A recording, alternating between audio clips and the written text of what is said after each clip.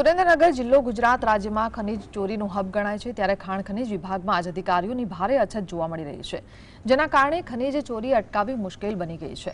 જિલ્લામાં ભૂસ્તર શાસ્ત્રીની મુખ્ય જગ્યા છેલ્લા 1 વર્ષથી ખાલી છે અને વહીવટી ચાર્જ આપીને કામગીરી ચલાવવામાં આવી રહી છે। બીજી બાજુ મદદનીશ ભૂસ્તર શાસ્ત્રીની 2 જગ્યાઓ પણ છેલ્લા 3 વર્ષથી ભરાઈ નથી।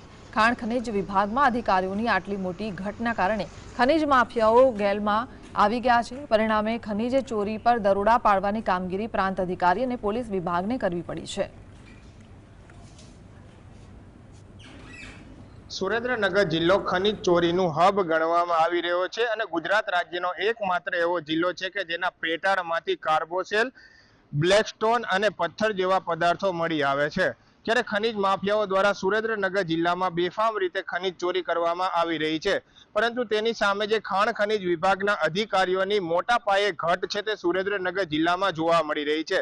છેલ્લા 1 વર્ષથી સુરેન્દ્રનગર જિલ્લામાં ખાણ ખનીજ વિભાગના અધિકારી ઉપલબ્ધ નથી। મોરબી ખાણ ખનીજ વિભાગના અધિકારીને ચાર્જ આપી અને આ સમગ્ર વહીવટ છે તે ચલાવવામાં આવી રહ્યો છે। બીજી તરફ જે સુરેન્દ્રનગર જિલ્લાની ખાણ ખનીજ વિભાગની કચેરી આવેલી છે, ત્યાં સરકાર દ્વારા 2 મદદનીશ ખાણ ખનીજ અધિકારીનું મહેકમ ફાળવવામાં આવ્યું છે।